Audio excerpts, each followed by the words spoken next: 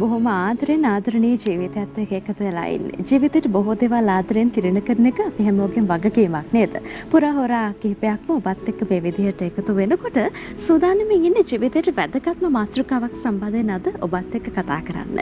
ලිංගික සෞඛ්‍ය කියන මාතෘකාවට එනකොට හුඟක් දෙනෙක් මේ සඳහා කතා කරන්න ටිකක් අපහසුවෙන් ඉන්නේ. එහෙම නැත්නම් ටිකක් ලැජ්ජාශීලීත්වයක් වැඩිපුරම පෙන්නනවා.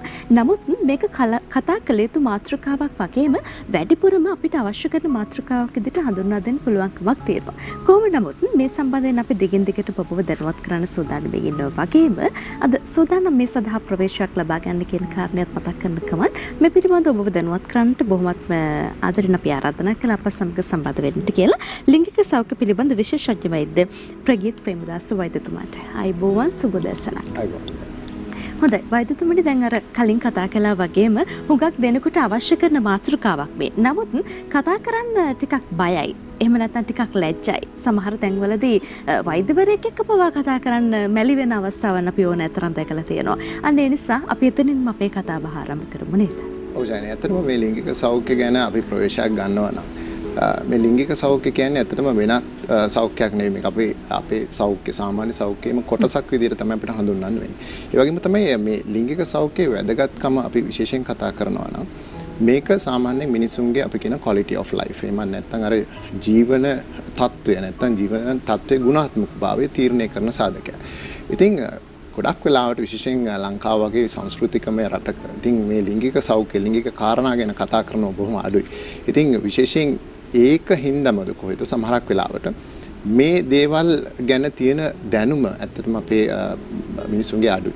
ඒ වගේම තමයි මේ පාසල් අධ්‍යාපනය තුළ මේ ලිංගික සෞඛ්‍ය සම්බන්ධයෙන් තියෙන යම් දුර්වලකම් ඇත්තටම මේ සම්බන්ධයෙන් ගොඩක් ලොකු බලපෑමක් එල්ල කරනවා. ඉතින් ඒකින්ද මේ අඩු දැනුම ඇත්තටම ලොකු ප්‍රශ්න වෙන වෙලාවල් අපි දැකලා තියෙනවා විශේෂයෙන් සායනවලදී එන පුද්ගලයන්ට මේ සම්බන්ධයෙන් තියෙන දැනුම අඩුයි. ඒ වගේම තමයි ඒගොල්ලෝ කතා කරන්නේ මේ සම්බන්ධයෙන් ටිකක් මැලි වෙනවා, ලැජ්ජාශීලී වෙනවා. විශේෂයෙන් අපි කාන්තාවන් ගැන කතා කරනකොට කාන්තාවන් මේ තමන්ගේ තියෙන ලිංගික සෞඛ්‍ය මේ ගැටලු ගැන කතා කරන්න ටිකක් මැලි වෙනවා. ඉතින් මේ වගේ ගැටලු හින්දා ඇත්තටම මේ ප්‍රශ්නේ ටිකක් බලපෑම ඇත්තටම බලපෑම වශයෙන් ගත්තොත් අපි වැඩි කියලා තමයි ගණන් ගන්නේ. ඔව් දැන් ওই බලපෑම ඇති වෙනවා කියන කාරණේ දැන් සාමාන්‍යයෙන් අපි අපේ සෞඛ්‍ය පිළිබඳව බොහෝ සෙයින් හිතන්නට අවශ්‍ය කරන කාලයක දැන් කොහොමද ඉන්නේ අපි. කොහොම නමුත් මේ වගේ දේවල් සම්බන්ධයෙන් හිතන ප්‍රමාණය බොහොම අඩු වෙන අවස්ථාවක් නෝනෑ තරම් තියෙනවා. මම හිතන්නේ වැඩිපුරම හිතන්න ඕනේ වගේම මෙහි තියෙන වැදගත්කම නොදන්න හින්දා අපි හුඟක් වෙලාවට මේක ගැන හිතන්න උත්සාහ කරන ප්‍රමාණය අඩුයි. අපි හිතනවා දැන් මේක තවත් කෙනෙක් එක්ක කතා කළොත් මේක මගේ ප්‍රතිරූපයට ප්‍රශ්නයක් වෙයි. මගේ පෞරුෂයට හානියක් වේ. මෙන්න මේ වගේ දේවල් බොහොමයක් හිතන අවස්ථාවන් අපි දැකලා තියෙනවා. ඒ නිසා වෛද්‍යතුමනි අපි මෙහි වැදගත්කම මොකක්ද කියලා සඳහන් කරමු. මේ ලිංගික සෞඛ්‍ය පිළිබඳව අපි දැන ගැනීම සහ දැනුවත් වීම කියන අතරත තියෙන වැදගත්කම සම්බන්ධයෙන් කතා කරලාම අපි මේ කතා බහට ඇතුළත් වෙමු. ඔව් ජයනි. දැන් ඇත්තටම අපි ගත්තොත් මේ ලිංගික සෞඛ්‍යමය කාරණා පිළිබඳ දැන ගැනීමම අපි සාමාන්‍යයෙන් මේකට ට්‍රීට්මන්ට් එකක් එහෙම නැත්නම් ප්‍රතිකාරයක් කියලා හඳුන්වනවා. මොකද යම් කාරණා Tamanට තියෙන ප්‍රශ්න ගැන ඇත්තටම යම්කිසි දැනුවත්භාවයක් ලබා ගැනීම තුලින් මේකට සමහරක් වෙලාවට ඒ ප්‍රශ්නේ විසඳ ගන්න හැකියාවක් තියෙනවා. ඒ වගේම මම ඉස්සෙල්ලා සඳහන් කරා මේක හින්දා සමහරක් වෙලාවට ඒගොල්ලන්ගේ quality of life එහෙම නැත්නම් මේ ජීවන තත්ත්වයේ ගුණාත්මක භාවයට හානියක් වෙන්න පුළුවන්. සාමාන්‍ය ජීවිතයට පවා මේක බලපාන්න පුළුවන්. අනිවාර්යයෙන්. ගොඩක් වෙලාවට මේක මානසික ගැටලු ඇති කරන්න හේතුවක් වෙනවා. ඒ වගේම තමයි දැන් වෙනත් රෝග අපි දන්නවා ඒ අදාළ පුද්ගලයාට තමයි මේකේ බලපෑම වැඩිපුරම එන්නේ. හැබැයි අපි මේ ලිංගික සෞඛ්‍යමය ගැටලු ගත්තට පස්සේ මේකෙදී ඒ පුද්ගලයාට වගේම සමහරක් වෙලාවට ඒ පුද්ගලයා හෝ ඒ තැනැත්තාගේ සහකරුවා හෝ සහකාරියටත් මේකේ බලපෑම ඇති වෙනවා. ඒක හරහා ඒ අයගේ මානසික ප්‍රශ්න ඒ වගේම තමයි සමහරක් වෙලාවට විවාහ දිවිය ඒ වගේ දේවල් ගොඩක් ගැටලුකාරී තත්ත්වයන් වලට යනවා අපි දැකලා තියෙනවා. ඉතින් නොදැන සිටීම නිසා ඇතිවන ගැටලුවනේ වැඩිපුරම තියෙන නේද? දැන් ඔබතුමන් ළඟට එන ඕන තරම් බුදවිය ඉන්නට පුළුවන්කමක් තියෙනවා මේ ලිංගික සෞඛ්‍ය පිළිබඳව නිරන්තරයෙන් අවධානය යොමු නොකරන හින්දා. එහෙම නැත්නම් මෙහි තියෙන වැදගත්කම මොකක්ද කියලා දන්නේ නැති නිසාද මේ ප්‍රශ්නේ ඇති වෙලා තියෙන්නේ? ඔව් ගොඩක් වෙලාවට කියන්නේ දැන් අපි සාමාන්‍යයෙන් ගත්තොත් මම කලින් කිව්වා වගේ සමහරක් වෙලාවට මේක සමහරක් අය දන්නේ නැහැ. ඉතින් දන්නේ නැති හින්දා ඇත්තටම අපි දන්නේ නැති දෙයක් ගැන මේක රෝගයක් නැත්නම් මේක ප්‍රශ්නයක් කියලා හඳුනා ගැනීම ගැටලු තියෙනවා. ඒ වගේම තමයි සමහරක් වෙලාවට දැනගත්තත් ඒ අය ඒ ගැන කතා කරන්න විශේෂයෙන් තමන්ගේ වෛද්‍යවරයෙක් එක්ක පවා කතා කරන්න පොඩ්ඩක් මැලිකමක් දක්වනවා. මොකද අපේ තියෙන ලැජ්ජාශීලී භාවයේ හින්දා සමහරක් වෙලාවට අපි ගැන මොන හරි වැරදියට හිතයි කියලා. ඒ වගේම තමයි සමහරක් වෙලාවට තමන්ගේ පෞද්ගලිකත්වයේ රහස්‍යභාවය හානි වෙයි මේ දේවල් කතා කරන්න ගියොත් කියලා. ඒ වගේ නොයෙකුත් හේතු හින්දා මේ දේවල් ඇත්තටම සමාජයේ හැංගිච්ච ස්වභාවයක් තමයි අපිට පේන්නේ. ඔව් සාමාන්‍යයෙන් අපි කටවහරටත් කියන දෙයක් තමයි මේ වෛද්‍යවරයෙකුටයි නීතිඥවරයෙකුටයි කවදාවත් බොරුවක් කරන්න එපා හංගන්න එපා කියලා. ඒ නිසා අර හුඟක් තැන්වලදී වෛද්‍යවරයෙක් කියන තැනට එනකොට ඔහුත් එක්ක බොහෝ දේවල් කතා කරගන්න පුළුවන්. ඈත් එක්ක බොහෝ දේවල් කතා කරන්න පුළුවන්. මං හිතන්නේ දැන් මේ ප්‍රශ්නේ අහුවට ගැටලුවක් වෙන එකක් නෑ. මම හිතන්නේ මේ වැඩිපුරම ඔබතුමන් ළඟට සහ ඔබතුමන්ගේ අත්දැකීම් එක්ක බලනකොට ප්‍රශ්න අරගෙන එන්නේ මේ ලිංගික සෞඛ්‍ය සම්බන්ධව ප්‍රශ්න අරන් එන්නේ කාන්තා පාර්ශ්වයේද පිරිමි පාර්ශ්වයේද? ඇත්ත වශයෙන්ම කියනවා නම් ජයනි පිරිමි පාර්ශ්වයෙන් තමයි ගොඩක් වෙලාවට ඒ සම්බන්ධ ගැටලු අපිට යොමු වෙන්නේ. විශේෂයෙන් ප්‍රශ්නත් එක්ක ඒ අය තරමක් දුරට මම හිතනවා කාන්තාවන්ට වඩා ඒගොල්ලෝ ටිකක් ඒ සම්බන්ධයෙන් ඉදිරිපත් වීම වැඩි. හේතුවක් විදිහට දකින්න මොකක්ද මේ? සමහරක් වෙලාවට ඒ අය ඒ ගැන තියෙන සමහරක් වෙලාවට විශේෂයෙන් අපි දන්නවා ලිංගික බෙලහීනතා පැත්තට ගියාට පස්සේ විශේෂයෙන් ඒ අය අපි දන්නවා ඒගොල්ලන්ගේ ඒ ගැන තියෙන අපි කියන කන්සර්න් එක. එහෙම නැත්නම් ඒගොල්ලෝ ඒ ගැන දක්වන ඒගොල්ලන්ගේ ඒ ඇටිටියුඩ් එක ඇත්තටම වෙනස් කාන්තාවන්ට සාපේක්ෂව. ඉන්න ඒගොල්ලෝ හිතනවා මේක මහා දුර්වලතාවයක් කියලා හිතලා ඒගොල්ලෝ එන ප්‍රවණතාවයක් වැඩි. හැබැයි කාන්තාවන්ගේ පැත්තට අපි ගියාට පස්සේ කාන්තාවන්ගේ ප්‍රවණතාවයක් විදිහට ගත්තට පස්සේ මේ ලිංගික බෙලහීනතා නැත්නම් මේ ලිංගික ගැටලු අඩුයි කියලා අපිට හිතන්න බෑ. ඉතින් හැබැයි අර කියන ලැජ්ජාශීලී භාවයෙන් හින්දා සමහරක් වෙලාවට විවිධ අපි කියන සංස්කෘතිකමය ගැටලු හින්දා ඒ අය ඉදිරිපත් වෙනවා තරමක් දුරට අඩුයි. තවත් අපි කාන්තාවන් ගැන විශේෂයෙන්ම කතා කරනකොට මේ කාන්තාවන්ගේ තවත් පොඩි ගැටලුවක් තියෙනවා විශේෂයෙන් ලිංගාශ්‍රිත රෝග නැත්නම් ලිංගිකව බෝවන රෝග ගැන කතා කරනකොට මේ ලිංගිකව බෝවන රෝග සමහරක් මේ කාන්තාවන්ගේ ඇත්තටම රෝග ලක්ෂණ මතුවීම බොහොම අඩුවෙන් සිද්ධ වෙනවා. ඉතින් සාමාන්‍ය අපි උදාහරණයක් විදිහට ගන්නවා නම් මේ ගොනෝරියා කියන ආසාදනය ගත්තොත් 90% විතරම ඒ අය රෝග ලක්ෂණ පෙන්වන්නේ නැහැ කාන්තාවන්. ඉතින් ඒක හින්දා අපි සාමාන්‍යයෙන් පුරුදු වෙලා තියෙන්නේ අපේ මොකක් රෝග ලක්ෂණයක් තියෙනකොට අපි ගිහිල්ලා යම් කිසි ප්‍රතිකාරයක් ගන්න. සාමාන්‍ය රෝගයක් තියෙනකොට අපිට ඒක දැනෙනවානේ. එහෙම නැත්නම් අර පොඩි පොඩි ලක්ෂණ පහළ වෙනකොට තමයි අපි ඒක යොදාගන්නේ. හැබැයි දැන් ඔය කියන තත්වයට එනකොට රෝග ලක්ෂණයක් නැතුව අපි කොහොමද මේක අඳුරගන්නේ? එතකොට ගැටලුවක්. ඒක තමයි වැදගත්ම කාරණේ ජයනි. මොකද මේ ලිංගික සෞඛ්‍යමය ගැටලු වලට එනකොට සමහරක් වෙලාවට අපිට රෝග ලක්ෂණ මතුවෙනවා. විශේෂයෙන් අපි ලිංගිකව බෝවන රෝග ගැන කතා කරනකොට සමහරක් වෙලාවට රෝග ලක්ෂණ මතුවෙන්නේ නැහැ. ඉතින් මේක තමයි මේකේ තියෙන බැරෑරුම්කම. හැබැයි මේ රෝග ලක්ෂණ මතු නොවන එකකින් අපි අදහස් කරන්නේ නැහැ කොයිම වෙලාවකවත් ඒ අයට ඒකෙන් අනාගතයට බලපෑමක් වෙන්නේ නැහැ කියලා. විශේෂයෙන් කාන්තාවන් ගැන කතා කරනකොට ඒ අයට මේකෙන් බලපෑමක් ඇති වෙන්න පුළුවන්. විශේෂයෙන් ඒගොල්ලන්ගේ සරුභාවයට ගැටලු වෙන්න පුළුවන්. සමහරක් වෙලාවට ඒගොල්ලන්ගේ අභ්‍යන්තර ඉන්ද්‍රියන්ට මේව හානි වෙන්න පුළුවන්. විශේෂම කාරණේ තමයි කාන්තාවන් විශේෂයෙන්ම අපි වැදගත්ම කොටසක් විදියට අපි සලකන්නේ මේ ලිංගික සෞඛ්‍යයේදී මේ කාන්තාවන් ගැබ් ගත්තම සමහරක් වෙලාවට මේ මවගෙන් දරුවාට සම්ප්‍රේෂණය වෙන ඇතැම් ලිංගිකව බෝවෙන රෝග තියෙනවා. ඉතින් මේ ගැනත් ඇත්තටම සැලකිලි ගන්න ඕනේ. මොකද බෝවීම වෙන්න පුළුවන් වගේම අපි ඒ කියන්නේ තමන්ගේ සහකරුවට බෝවීම සිද්ධ වෙන්න පුළුවන් වගේම ඒ අයට උපදින දරුවන්ටත් සමහරක් වෙලාවට මේ ආසාදන ගමන් කිරීමේ හැකියාවක් තියෙනවා. ඔව්. දැන් ඔය ලිංගික රෝග ලක්ෂණ ගැන කතා කරනකොට ලිංගික රෝගයන් පිළිබඳව කතා කරනකොට දැන් ඔබතුමන් නිරන්තරයෙන් මේ සඳහා ප්‍රතිකාර සිදු කරන කෙනෙක් සහ උපදෙස් ලබා දෙන කෙනෙක් විදිහට මම කැමතියි දැනගන්න. දැන් වැඩිපුරම දැන් ගොනෝරියා වගේ රෝගී තත්ත්වයන් සම්බන්ධයෙන් කතා කළා වගේම සමස්තය විදිහට ගත්තට පස්සේ මේ කාලේ වකවානුව ඇතුළේ වැඩිපුරම දකින්නට පුළුවන්කම තියෙන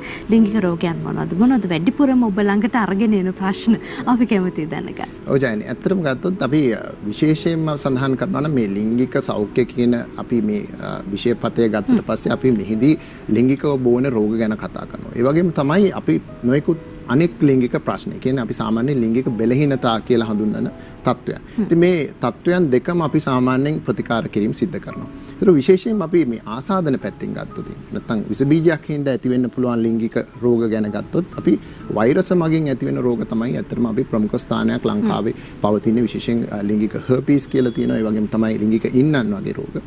ඒ වගේම අනිත් පැත්තට ගියාම ලිංගික බෙලහීනතාවයන් පැත්තට ගියාම පිරිමි පාර්ශ්වයට ගොඩක් වෙලාවට ලිංගික අප්‍රාණිකත්වය, ශනික මෝචන තත්ත්වයන්, ඒ වගේම තමයි කාන්තාවන්ගේ පැත්තට ගියාම ලිංගික සම්බන්ධවලදී ඇති වෙන වේදනාව, එහෙම නැත්නම් අපි සමහරක් වෙලාවට කියනවා වැජිනිස්ම, එහෙම නැත්නම් මේ සංසර්ග බීතිකාව කියන ලිංගික බෙලහීනතාවය. ඒ වගේ නොයෙකුත් ලිංගික ගැටලු ඇත්තටම වෙනවා. ප්‍රවණතාවයක් විදිහට ගත්තම අපි ලිංගික බෙලහීනතාව පැත්තට ගියොත් අපි පිරිමි පාර්ශවයේ ගොඩක් වෙලාවට දකින්නේ මේ ශනික මෝචනය, ලිංගික අප්‍රාණිකත්වය වගේ තත්ත්වයන්. ඒ වගේම තමයි කාන්තාවන්ගේ ගොඩක් වෙලාවට අපි දන්නවා එයාගේ මේ වැජිනිස්මස් නැත්නම් මේ සංසර්ග බීතිකාව කියන රෝග තත්ත්වය අපි ටිකක් ඉහළින් තියෙනවා කියලා හඳුනාගෙන තියෙනවා. සාමාන්‍යයෙන් දැන් ඔය එක්වීමක් කියන තැනට එනකොට එහෙම නැත්නම් දැන් අපි සමහර වෙලට දකින විශ්වාසය කියන දේ මත එහෙම නැත්නම් Tamanට ගැටලුවක් නැහැ Tamanට ප්‍රශ්නයක් නැහැ කියන ගැටලුවට එනකොට ඒ විශ්වාසයට එනකොට බොහෝ තැන්වලදී අපි දකිනවා එතන ගැටලු නැති වෙන අවස්ථාවන් තියෙනවා. නමුත් අර දැන් Tamanට මේ වගේ රෝග ලක්ෂණයක් තියෙනවද Tamanට මේ වගේ රෝගයක් තියෙනවද කියන අවිශ්වාසය දිගින් දිගටම මනස ඇතුළේ ඇතිවීමත් එක්ක තමයි ගැටලු වැඩිපුර මතුවෙන්නේ. ඒ නිසා මම හිතන්නේ බොහෝමයක් දුරට අපේ උදවිය හිතන්නට උන කරන කාරණාවක්. ඒ නිසා විශ්වාසය ඇති කරගන්නේ කොහොමද වෛද්‍යතුමනි? දැන් එතකොට මේක මට රෝගයක් නෑ, රෝගී ලක්ෂණ පහළ වෙලා නෑ. කියන්නේ මම බොහොම නිරෝගී කියලා ලිංගික සෞඛ්‍ය අතරත දැනගන්නේ කොහොමද කෙනෙක් අපි සම්බන්ධව කතා කරන්නේ. ඔව් ජානේ අතරම ඉතාමත් හොඳ ප්‍රශ්නයක්. මොකද මේ ලිංගික සෞඛ්‍ය මේ ගැටලු විශේෂයෙන් මේ ලිංගිකව බොන රෝග ගත්තා මේ රෝග ලක්ෂණ මතුවීම මම කිව්වා ටිකක් සමහරක් වෙලාවට රෝග ලක්ෂණ මතුවීම සිද්ධ වෙන්නේ නැහැ. ඉතින් එතනදී ඇත්තටම කෙනෙකුට කොහොමද මේ දේ අඳුනගන්නේ? මේක තමයි වැදගත්ම කාරණේ. හැබැයි මේ රෝග ලක්ෂණ මතු නොවීම තුළ අපි හැමතිස්සෙම කතා කරන දේ තමයි එයාට සංකූලතා මතු නොවී ඉන්නේ නැහැ. ඒ වගේම තමයි එයාගෙන් වෙනත් කෙනෙකුට බෝ නොවී ඉන්නෙත් නැහැ. ඒ වගේම විශේෂයෙන් කාන්තාවන් ගැන කතා කරනකොට බෝවීම ගැන මම ඉස්සෙල්ලා කතා කරා. මේක දරුවෙකුට උනත් යාමේ හැකියාවක් තියෙනවා. ඉතින් මේ අවස්ථාවකදී මේ අය මේ ගැන දැනගන්න තියෙන හොඳම ක්‍රමය තමයි ඒ සම්බන්ධ පරීක්ෂාවන් වලට යොමු වෙන්නේ. ඉතින් මේ පරීක්ෂාවන් වලට යොමු වුණාට පස්සේ තමයි ඒගොල්ලන්ට ඇත්තටම හරියටම දැනගන්න පුළුවන් ඒ අයට යම්කිසි රෝගයක් වැළඳිලා තියෙනවද නැද්ද කියන කාරණේ හරියට දැනගන්න. ඉතින් එතනදී ඇත්තටම ඒ තමන්ගේ මොකක් හරි තිබිච්ච අපි විශේෂයෙන් මේ සම්ප්‍රේෂණය සම්බන්ධයෙන් කතා කරනකොට තමන්ගේ මොකක් හරි තිබිච්ච මේ අවදානම් චර්යාවක් ගැන ඇත්තටම හොඳින්ම දන්නේ තමයි. එතකොට ඒ තමන් දන්න දේ මත පදනම් වෙලා අපි දැනුවත් නම් අපිට පුළුවන් විශේෂයෙන් ලංකාවේ රජයේ ලිංගාශ්‍රිත රෝග සායන තියෙනවා 40කට ආසන්න ප්‍රමාණය දිවෙන පුරා. ඉතින් ඒගොල්ලන්ට පුළුවන් ඒ සායනයකට ගිහිල්ලා බොහොම තමන්ගේ පෞද්ගලිකත්වයේ රහස්‍යභාවය ආරක්ෂා වෙන විදිහට ඒගොල්ලන්ට පුළුවන් ඒගොල්ලන්ගේ පරීක්ෂණ කටයුතු කරගන්න. එහෙම කරගෙන ඒගොල්ලන්ට සැකහැර දැනගන්න පුළුවන් වෙනවා ඒගොල්ලන්ට මොකක් හරි රෝගයක් තියෙනවද නැද්ද කියන කාරණේ. දැන් ওই කාර්යය දැනගත්තට පස්සේ දැන් හුඟක් තැන්වලදී අපි දකිනවා මේ සමාජයෙන් ටිකක් ඈත් වෙලා ඉන්න උත්සාහ කරන උදවිය ඕනෑ තරම් ඉන්නවා. එහෙම නැත්නම් සමාජයේ විසින්ම මේ අයව කොන් කරලා තියන්න එහෙම නැත්නම් පැත්තකට කරලා තියන්න උත්සාහ කරන අවස්ථාවන් ඕනෑ තරම් තියෙනවා. නමුත් ඒක වීමත් එක්ක තමයි මම හිතන්නේ වැඩිපුර මේ රෝගී තත්ත්වයන් සංගවගෙන ඉන්න උත්සාහ කරන්නේ. ඒ නිසා අපි සමස්තයක් විදිහට පණිවිඩයක් දෙන්නට ඕනේ මේ සම්බන්ධයෙන් උත් නේද? ඔව් ජානේ ඇත්තටම ගත්තොත් දැන් අපි මීට වසර කීපයකට කලින් තිබිච්ච ආකල්පයට වඩා ඇත්තටම සමාජයේ තියෙන මේ ලිංගිකව බෝවෙන රෝග මේ ලිංගික බෙලහීනතාවයන් ගැන තියෙන ආකල්පය ටිකක් වෙනස් වෙලා තියෙනවා. විශේෂයෙන් මේ පිළිබඳ කලින් විශේෂයෙන් වකිව්වා වගේ කොන් කිරීමක් සමාජයේ වෙන්කොට සැලකීමක් වගේ දේවල් අපි විශේෂයෙන් අහන්න ලැබුණා. විශේෂයෙන් අපි HIV වගේ ආසාදන ගැන කතා කරනකොට අපි නිරන්තරයෙන් කතා කරනවා මේ වෙන් කිරීම කොන්කොට සැලකීම මේ වගේ දේවල් ගැන. හැබැයි මේ தත්ත්වය ඇත්තටම ගොඩක් දුරට වෙනස් වෙලා තියෙනවා. විශේෂයෙන් අපේ සායනවල තියෙන ඒ බලපෑම හින්දා විශේෂයෙන් සහ අපි මර්ධන වැඩසටහනක් විදිහට මේ සම්බන්ධයෙන් කරන දේවල් අනුව ඉතින් කොහොම වුණත් අපි රෝගයක් කියලා හඳුන්වන්නේ යම්කිසි රෝගයක්. ඒක මානසික රෝගයක් වෙන්න පුළුවන්, කායික රෝගයක් වෙන්න පුළුවන්, සමහරක් වෙලාවට ලිංගික රෝගයක් වෙන්න පුළුවන්. නමුත් මේ සියලු කාණ්ඩයන් අපි රෝගීන් විදියට සලකලා එයාට සත්කාර සේවාවන් ලබා දෙනවා. එහිදී කිසිම විදිහකට එයාට තියෙන රෝගය අනුව එයා වෙන් කිරීමක් හෝ කොන් කිරීමක් සිද්ධ වෙන්නේ නැහැ. ඒ වගේම තමයි සමාජයේ තියෙන ආකල්පයන් මේ සම්බන්ධයෙන් වෙනස් වෙලා තියෙන හින්දා එයාට බය වෙන්න අවශ්‍යතාවයක් නැහැ. විශේෂයෙන් මම සඳහන් කරා මේ සායනවලදී අපි පෞද්ගලිකත්වයේ රහස්‍යභාවය 100% ආරක්ෂා කරනවා. හොඳට පුහුණු වෙච්ච කාර්ය මණ්ඩලයක් ඉන්නවා ඒ සම්බන්ධයෙන්. ඉතින් එයාගේ ප්‍රතිකාර කටයුතු බොහොම පහසුවෙන් රහස්‍යභාවය ආරක්ෂා කරගෙන එයාට කරගන්න හැකියාව තියෙනවා. විශේෂයෙන් ප්‍රතිකාර ගැන අහපු හින්දා මම කියන්නම් මේ බොහෝ රෝගවලට විශේෂයෙන් ලිංගිකව බෝවෙන රෝග පැත්තෙන් ගත්තත් ඒ වගේම තමයි මේ ලිංගික බෙලහීනතාව පැත්තෙන් ගත්තත් ඉතා සාර්ථක නවීන ප්‍රතිකාර තියෙනවා. ඉතින් ඒ දේවල් වලට යොමු වෙලා තමන්ගේ ප්‍රශ්නය එයාට විසඳ ගන්න හැකියාවක් තියෙනවා. ඔය මේ විසඳ ගන්න ප්‍රශ්න ගැන කතා කරනකොට වැඩිපුර දැන් අර මානසික රෝගයක් සම්බන්ධයෙන් උත් ඔබතුමන් කතා කළා මේ කාරණා කතා කරමින් යන අතරතුර දැන් මානසික රෝග ගැන කතා කරනකොට දැන් කෙනෙකුට හිතෙන්න පුළුවන් මට මෙහෙම ලිංගික ප්‍රශ්නයක් තියෙනවා. එහෙම නැත්නම් මෙන්න මේ වගේ රෝගී තත්ත්වයක් තියෙනවා කියලා නිරන්තරයෙන් මනස වැඩ කරන අවස්ථාවක් තියෙන සමහරට රෝගයක් නැති වෙන්නත් පුළුවන් රෝගයක් තියෙනවා වෙන්නත් පුළුවන්. නමුත් අර හිත කියන අවස්ථාවන් තියෙනවා බොහොමයක් මට මෙහෙම ගැටලුවක් තියෙන්න පුළුවන්. මට මේ වගේ අවස්ථාවක් තියෙන්න පුළුවන්. මම හිතන්නේ සමහරු මනසින්ම හදාගන්න ගැටලුත් තියෙනවානේ වෛද්‍යතුමනි. ඔව්. ඇත්තටම ඕජායනේ. දැන් ඇත්තටම අපි මේ ලිංගික කාර්යයන් නැත්නම් මේ ලිංගික සෞඛ්‍ය සහ මානසික සෞඛ්‍ය කියන්නේ ඇත්තටම බොහොම ළඟින් යන්නේ. ඇත්තටම මානසික සෞඛ්‍යමය ප්‍රශ්න හින්දා ලිංගික ප්‍රශ්නත් ඇති වෙන්න පුළුවන්. ඒ වගේම තමයි ලිංගික ප්‍රශ්න හින්දා ඒවා මානසිකව බලපෑමේ හැකියාවකුත් තියෙනවා. ඉතින් එහෙම ගත්තට පස්සේ ඇත්තටම මේ දෙක අතර අන්තර් සම්බන්ධතාවයක් තියෙනවා. ඉතින් විශේෂයෙන්ම කාට හරි එහෙම සැකයක් තියෙනවා නම් මොකද කරන්න ඕනේ? ඉතින් විශේෂයෙන්ම තමන් දැනුවත් නම් තමන්ට සැක හිතෙනවා නම් මොනවද තමන්ට මේ වගේ ප්‍රශ්නයක් ඇති වෙලා මේ ගැන කනස්සල්ලෙන් නම් තමන් ඉන්නේ. අතරම එහෙම කනස්සල්ලෙන් ඉන්න අවශ්‍යතාවයක් නැහැ. තමන්ට පුළුවන් සුදුසුකම් තියෙන වෛද්‍යවරයෙක් හම්බෙලා මේ සම්බන්ධයෙන් තමන්ට කියන්න තියෙන දේවල් කියන එක. ඊට පස්සේ ඒ අදාළ පරීක්ෂණ කටයුතු කරලා අපිට පුළුවන් මේ දේවල් හොයාගන්න විශේෂයෙන් ලිංගිකව සම්ප්‍රේෂණය වෙන රෝග පැත්තෙන් ගන්න. ඒ වගේම තමයි සමහරක් වෙලාවට මේ ලිංගික බෙලහීනතාවයන් සමහරක් වෙලාවට මේ සමලිංගිකත්වයට සම්බන්ධ ගැටලු. ඒ වගේම නොයෙකුත් අපි කියනවා මනෝලිංගික ගැටලු. ඒ ලිංගික ගැටලු ගැන හිතීම හින්දා මනසින් ලෙඩ වෙන තත්ත්වයක්. ඉතින් මේ දේවල් උනත් සායනයකට ඇවිල්ලා සුසුකම් තියෙන වෛද්‍යවරයෙක් එක්ක කතා කරොත් එයාට පුළුවන් මේ දේවල් තාමත් සාර්ථකව විසඳගන්න. මම හිතන්නේ අපිට දෙකින් දෙකට මේ මාතෘකාව කතා කරමින් ඉස්සරහට යන්න පුළුවන් මාතෘකාවක්. දැන් සමලිංගික සම්බන්ධතාවයන්, ඒ වගේම විරුද්ධ ලිංගික සම්බන්ධතාවයන්, ඒ වගේම කාන්තාවන්ට තියෙන පොදු ප්‍රශ්න, ඒ වගේම පිරිමි පුද්ගලයන්ට තියෙන පොදු ප්‍රශ්න මේ සියල්ල කතා කළ යුතු මේ කාල වකවානුවක අපි ඉන්න සාමේ මම හිතන්නේ අර විවෘත වේදිකාවක් මේකට හැදිලා නැති නිසා තමයි මෙතන ගැටලුව තියෙන්නේ. විවෘතව අපි සාකච්ඡා කරනවා නම් මේ ප්‍රශ්නේ බොහොමයක් අපිට ලෙහෙසියෙන් පිළිතුරු හොයාගන්න පුළුවන්කමක් තියෙනවා වෛද්‍යවරයෙක්. ඇත්තටම ජයනි ඇත්තටම මේ ගැන කතා කිරීම මම අර ඉස්සෙල්ලා සඳහන් කරා වගේ මේ කතා කිරීම සමහර කලාට අපි එන රෝගීන්ට එක්ක කතා කිරීම පමණයි එයාට ලැබෙන ප්‍රතිකාරය. ඉතින් ඒකෙන් ඒගොල්ලන්ගේ මේ 50% විතර ගැටලුව අපිට විසඳන්න පුළුවන්කම ලැබෙනවා. මොකද දැනුවත් කිරීම වගේ. ඉතින් අවාසනාවකට ඇත්තට මේ සම්බන්ධයෙන් කෙරෙන කතිකාව ඇත්තටම ටිකක් අඩුයි. විශේෂයෙන් අපි මාධ්‍ය මගින් ගත්තත් ටිකක් මේ දේවල් ටිකක් හංගන් ඉන්න ගතියක් තියෙනවා. හැබැයි මේ දේවල් ගැන කතා කරන්න පටන් ගත්තම අපිට පුළුවන් මේ සමාජයේ තියෙන දුර්මත ගොඩක් දුරලන්න. ඒ වගේම තමයි ඒ අයට එයාගේ ප්‍රශ්න ගැන එයාට පිළිසරණක් වෙයි. ඔව් දැන් මේ අපි ඉදිරි සතියේදී හමු වෙන බලාපොරොත්තු වෙන පුංචි ප්‍රවේශයක් ගන්න මං හිතුවා. දැන් සාමාන්‍යයෙන් මේ පිරිමි පුද්ගලයන්ට වැඩිපුරම මෙහි අවධානය යොමු කරනවා සහ පිරිමි පුද්ගලයන්ගේ ප්‍රශ්න වැඩි කියලා කිව්වා. නමුත් කාන්තා පාර්ශවයේ පැත්තට හැරෙන්න හිතුවා. මොකද ඒ කාරණාවට හැරෙන්නට හිතුවේ බොහෝ තැන්වලදී සමාජය විසින් කාන්තාවට අපි දකිනවා ඇඟිල්ල දික් කරන අවස්ථා වැඩි. හැබැයි ඇඟිල්ල දික් කරනකොට තවත් ඇඟිලි හතරක් තමන්ගේ පැත්තට කියන කාරණයක් මතක් කරන්නට ඕනේ. කොහොම නමුත් කාන්තාවට මේ ඇඟිල්ල දික් වෙනකොට හුඟක් තැන්වලද ලිංගික සෞඛ්‍ය සම්බන්ධයෙන් කාන්තාව දැනුවත් වීම ඉතාම වැදගත් වෙනවා. ඒ නිසා අපි ඉදිරි සතියකදී පිළිබඳව කතා කරමු. අද පොන්චි ප්‍රවේශයක් විදිහට අපි සඳහන් කරමු මේ කාන්තාවකට මෙහි තත්ත්වය දැන ගැනීම. එහෙම නැත්නම් ලිංගික සෞඛ්‍ය පිළිබඳව දැන ගැනීම කොයිතරම් දුරට වැදගත් වෙනවද? ඔව් ජයනි, තමත් වැදගත් ප්‍රශ්නයක් සහ වැදගත් මාතෘකාවක්. ඉතින් අතරම මුලින් සඳහන් කරා මේ කාන්තාවන්ට කොහොමද මේ ලිංගික සෞඛ්‍යය වැදගත් වෙන්නේ කියලා. ඉතින් ලිංගිකව බොන රෝග ගැන අතරම අපි කතා කරනකොට විශේෂයෙන් මම සඳහන් කරා විශේෂයෙන් රෝග ලක්ෂණ පැත්තෙන් ගත්තම රෝග ලක්ෂණ මතු නොවීමේ හැකියාව එයාගේ වැඩි කියලා. ඉතින් ඒ හරහා ඒ අය ඒ ගැන දැනගන්න තියෙන අවස්ථාව අඩු වෙනවා. හැබැයි එකෙන් අදහස් වෙන්නේ නැහැ ඒගොල්ලන්ට සංකුලතා එන්නේ නැහැ කියලා. ඒ වගේම තමයි එයාගෙන් තවත් කෙනෙකුට බෝ වෙන්න පුළුවන්. විශේෂයෙන් බෝවීම සම්බන්ධයෙන් කතා කරනකොට තමන්ගේ දරුවෙකුට මේ සම්බන්ධයෙන් තියෙන්න පුළුවන් බෝවීම ගැන අපිට අමතක කරන්න බෑ. ඒ වගේම තමයි නොයෙකුත් ලිංගික බෙලහීනතාව ගත්තන් පස්සේ මේ තියෙන අඩු දැනුම ඇතුලේ මේ කාන්තාවන් ඇත්තටම මේ ලිංගික බෙලහීනතාවයේ තියාගෙන ඒගොල්ලෝ ජීවිතේ අපි කියනවා විඳවන ගතියක් අපි දැකලා තියෙනවා විශේෂයෙන් විවාහයන්ට. ඉතින් ඒකට ඇත්තටම හොඳ උදාහරණයක් මම දෙනවා නම් ඇත්තටම මේ කාන්තාවන්ට මේ සම්බන්ධයේදී තියෙන වේදනාව අපිට හොඳ උදාහරණයක් විදිහට ගන්න පුළුවන්. බොහෝ කාන්තාවන් දන්නේ නැහැ ඇත්තට මේ වගේ වේදනාවක් ඇතිවීම ලිංගික බෙලහීනතාවයක ලක්ෂණයක් කියලා. ඉතින් බොහෝ විට කරන්නේ අය ඒක විඳ දරාගෙන ඉන්න පුරුදු වෙනවා. සමහරක් වෙලාවට ඒගොල්ලෝ ලිංගික සම්බන්ධ වලින් ඈත් වෙනවා. සමහරක් වෙලාවට කලාතුරකින් ඒගොල්ලෝ ඇවිල්ලා මේ සම්බන්ධයෙන් ප්‍රතිකාර කටයුතු වලට යොමු වෙනවා.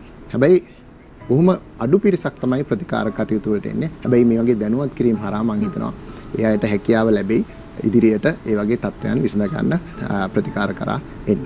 අනිවාර්යෙන් කාන්තාව කියලා කියන්නේ අර සාමාන්‍යයෙන් මේ උපතේ ඉඳන් මරණය දක්වාම වේදනාත්මක දේවල් ඉවසගෙන ඒ වගේම ඒ ඉවසීම මත බොහෝ දේවල් දරාගෙන ජීවිත ඉස්සරහට යන උදවිය. ඒ නිසා බොහෝ වැදගත් වෙන මාතෘකාවක් සම්බන්ධයෙන් ඉදිරි දිනකදී ඔබව දැනුවත් කරන්න අපි සූදානම් වෙනවා. ඒ නිසා අවසාන වශයෙන් අපි සඳහන් කරමු ලිංගික සෞඛ්‍ය පිළිබඳව හැදෑරීම මේ පිළිබඳව දැන ගැනීම කොයිතරම් දුරට වැදගත් වෙනවද කියන කාරණාත් එක්ක පුංචි උපදේශක් ලබා දෙමු අවසාන වශයෙන්.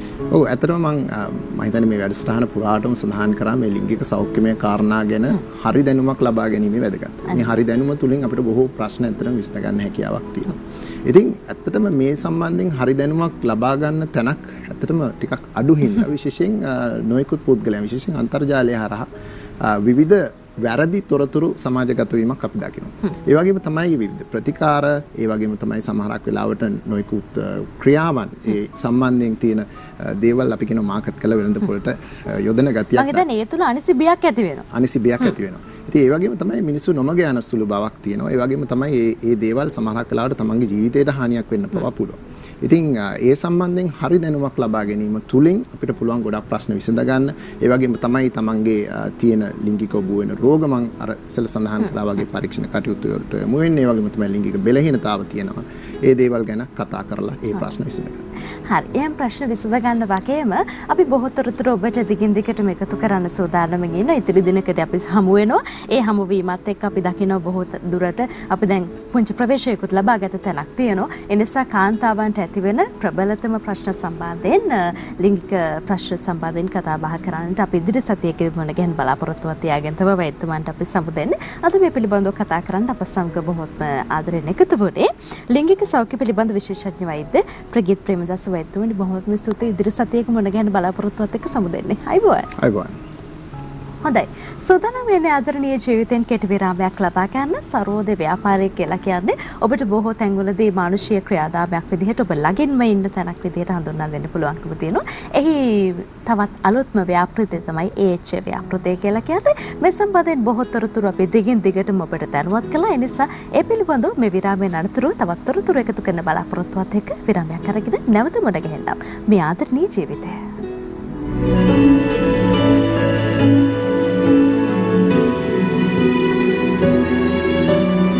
දිනපතා අලුත් වීඩියෝ සහ ප්‍රවෘත්ති නැරඹීමට ඉහත බටන් එක ක්ලික් කර සියත TV සබ්ස්ක්‍රයිබ් කරන්න.